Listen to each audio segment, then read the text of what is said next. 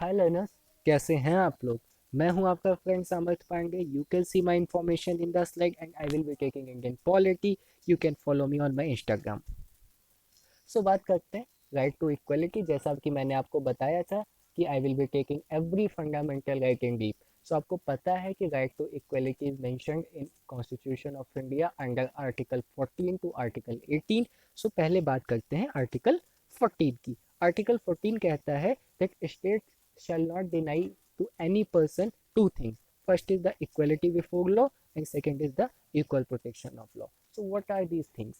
First is equality before law. This is the English concept originated in England, and this is negatively worded. It means absence of any special privileges. ठीक है कि state जो है हर किसी को equally देखेगा, कोई ऐसा लॉ नहीं होगा जो अनइक्वल ट्रीटमेंट देगा। यानी कि आप किसी भी रैंक के हो, प्राइम मिनिस्टर हो या क्लर्क हो या एक कॉमन मैन हो, रिच हो या पुअर हो, फैक्ट्री के ओनर हो या फैक्ट्री के वर्कर हो, there shall be no distinction. आपको कोई स्पेशल ट्रीटमेंट नहीं दी जाएगी, आपको लॉ इक्वली ही ट्रीट करेगा। ये एक कॉन्सेप्ट है इंग्लैंड का, जिसे आर्टिकल 14 में इन इंडियन कॉन्स्टिट्यूशन इनकॉर्पोरेट किया गया है।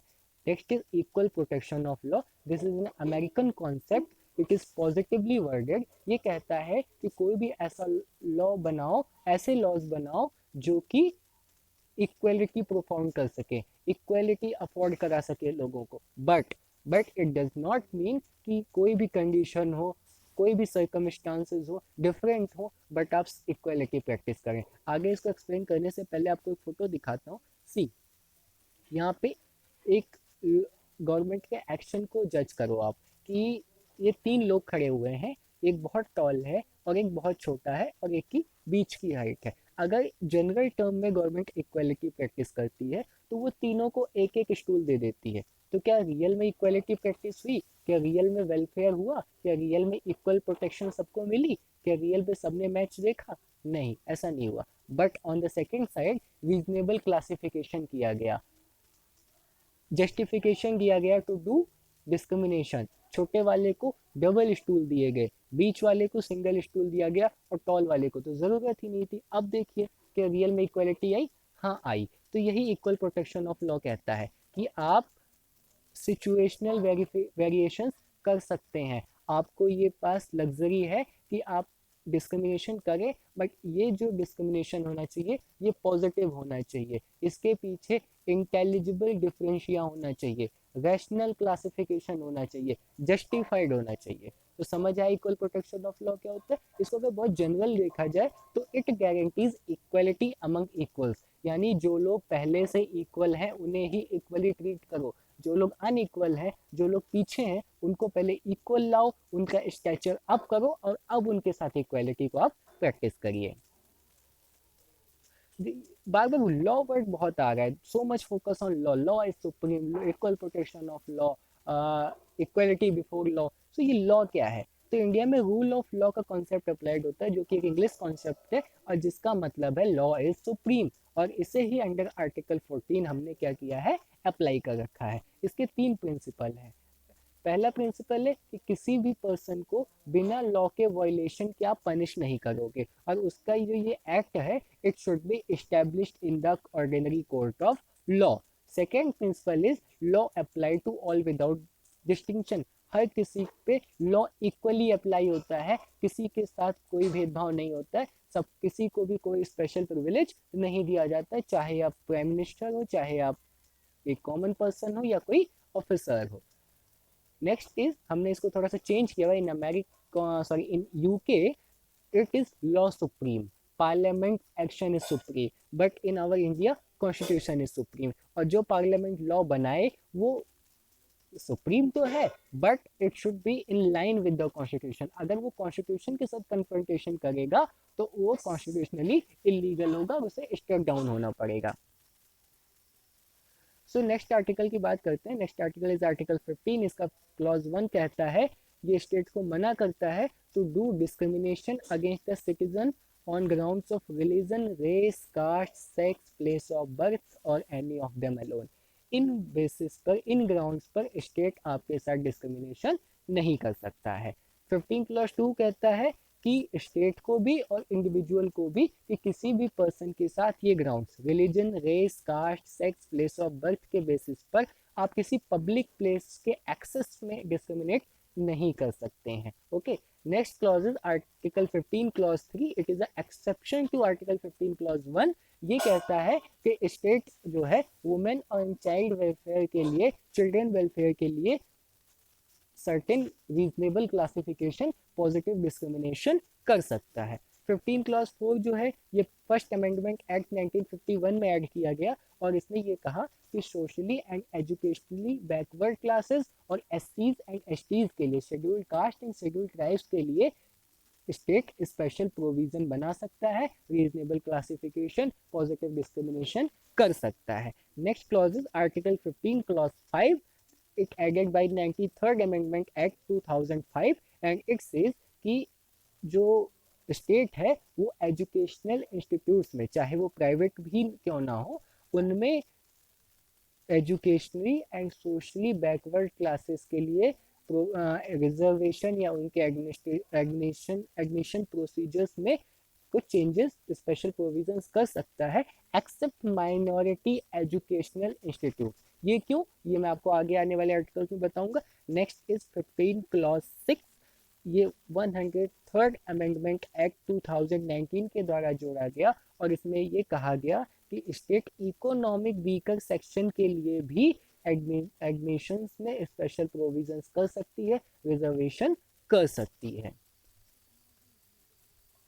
नेक्स्ट इज आर्टिकल 16, ये थोड़ा पब्लिक एम्प्लॉयमेंट से रिलेटेड है। इसमें ये कहता है कि 16 क्लॉज 1 में कि स्टेट हर किसी को इक्वल अपॉर्चुनिटी देगा फॉर पब्लिक एम्प्लॉयमेंट।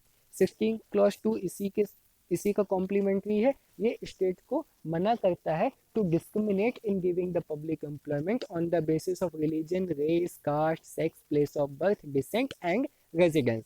जबकि 16 क्लॉज 3 कहता है कि आप रेजिडेंस एज अ डिस्क्रिमिनेट कर सकते हैं, रेजिडेंस के बेस पर डिस्क्रिमिनेशन कर सकते हैं by making that as a qualification by law. General नहीं कर सकते बट लॉ बना करके आप कर सकते हैं। देन 16 क्लॉज 4 कहता है कि स्टेट जो है वो पब्लिक एम्प्लॉयमेंट में कुछ रिजर्वेशन कर सकता है for socially and educationally backward classes, अगर ये क्लासेस एडिक्वेटली रिप्रेजेंटेड नहीं है तब। सो रिजर्वेशन के लिए क्या कंडीशन है, पहली तो आपको सोशली एंड एजुकेशनली बैकवर्ड होना चाहिए, सेकेंड इज आपका एडिक्वेट रिप्रेजेंटेशन नहीं होना चाहिए।